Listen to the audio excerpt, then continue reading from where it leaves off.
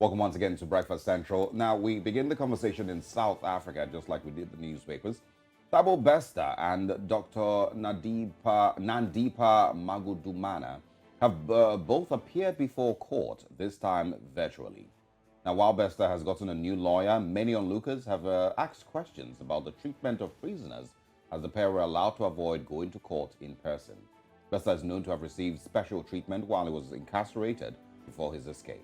One of the prisoners who acted as a whistleblower and wrote to correctional services about his escape says he's being victimized for speaking out. The prisoner, who has remained anonymous, has requested to be moved to another prison to avoid being victimized. The prisoner has requested to remain anonymous, but his lawyer, Rudolph Baloi, is joining us now from Johannesburg. Good morning, and thank you very much for joining us. Good morning. It's a pleasure. All right. Your client, of course, did play a role in this story as a whistleblower and is now suffering as a result. Can you give us an idea, when he says that he's trying to avoid being victimized, give us an idea of what he's talking about, what he's currently experiencing? He or she? So it's a he. Okay. What has happened is that soon after the escape happened, he sent an email to the Deputy Minister of Correctional Services, notifying the minister that the person who is alleged to have banned in the fire was not Thabo Bester. But of course, we all know that that email went ignored for quite some time. So now that everything has come out to the fore, he's given out a bit more information to journalists. He's also reached out to certain TV programs where he's given out a bit more information of, what happened and what is it that he knows. So based on that, there has been a bit of, or some level of pushback from the authorities within the prison, to try and stifle him and also to try and stop him from being vocal and also, just exposing the whole thing. They don't want people to talk. Yeah. Let's also talk about, the information that, he shared exactly. And of course, the person who he shared the information with, you said that he wasn't acted upon. Is that person being questioned also as being an accessory to these crimes? So look, it's the Deputy Minister of Correctional Services. I know that they appeared in Parliament a few weeks ago. The same week they appeared with G4S. So at that point, the Deputy Minister was still adamant that he has not seen the email, or they've not even seen a copy of the email. But we do have a copy of the email.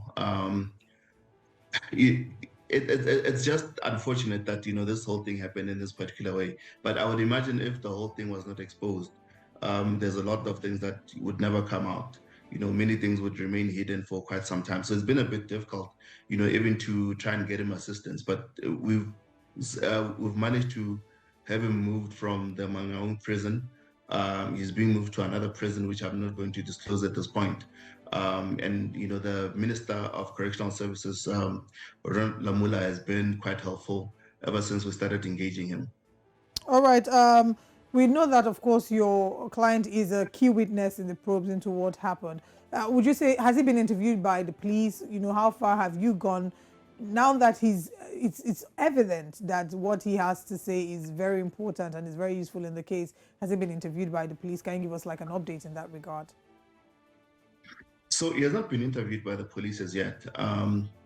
What we have done, we've reached out to the minister and we've laid out, the prisoner's circumstances. And based on the fact that, ever since the whole thing started, he's being targeted by the officials within the prison. He's had his things taken from him. I know that on the day that the G4S directors appeared in Parliament, the TVs within the prison were actually switched off. They were not working. And also, ever since the whole thing started, there's student centers within the prison. So all computers within those student centers have been removed. So we've laid out everything. We've laid out everything that he knows. And of course, there's a bit more that he knows that we have not actually told the authorities as yet, but we're still waiting for them to tell us when are they going to see us, so that we can be able to tell them everything that he knows, or so that he can tell them everything that he knows. All right. I want to talk now, if it's going to be moved to a different prison entirely. We've also already seen that there are major flaws in the correctional system in South Africa. We've seen that, the ability to even trust the people who run in these prisons, including the G4S, it's getting risky. So how are we certain that your client, if he's moved to another facility entirely, will still be protected and will be safe wherever he is? You can never be 100% certain of those things, eh? You must just hope that all the checks and balances that you've put in place, they're actually going to work for you.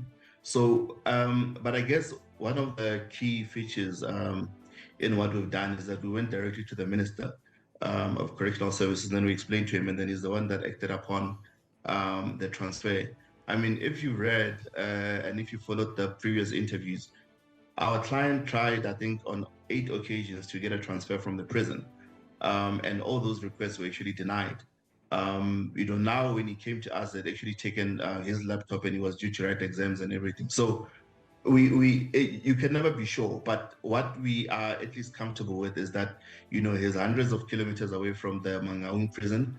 The only people that really had an interest in victimizing him are essentially the people that are either involved in the running of the prison or the prison officials who don't want him to say more than what he has already said. So now only a few key officials know where he is. So hopefully that will guarantee his safety. All right. Can you give us a clear picture of exactly what he has said so far? Who and who has he implicated in his statements, and what are the claims that he's made so far? So he's aware of the prison officials that were involved. For instance, the head of security, who is now in custody, who is also attending the bail application in Bloemfontein. He's known of the other officials within the prison that were actually involved. He was very much aware that the person that banned in that cell was not Thabo Bester. He also knows, of the people that were frequenting the prison to visit Bester. He also knows of the visits or the visits outside of prison that Bester was making. So he's pretty much aware of a lot of things. To some extent, he has knowledge of what Bester was involved in terms of businesses. You would have seen there are reports that he was running businesses while he was still inside prison, and in one of the reports you saw people were wishing him happy birthday. He was pretending to be in the USA, meanwhile he was in Bloemfontein. So there's also those things, but he would also be aware of the special favors that the prison officials were running for Bester. So he knows quite a bit. All right, and I would also just final question from me. Are you also worried about your own safety as his legal representative? Does that also scare you? So look, we've done quite a bit of work, for different clients. We've acted for presidents, ministers, politicians, business people, and people accused of different crimes. So at any given time, there's always something. If you are aware, I also act for the late Keenan Forbes, or AKA, was actually gunned down in February this year. So you are always on the lookout for things. So it's not only just this matter, but there's a lot of cases that one way or the other would pose a potential risk. So you just have to be careful and hope your measures are sufficient at any given point in time. Okay. Does every South African prisoner always have access to their emails? So this particular situation is a bit different. My client is a student with UNISA. He's doing his second year.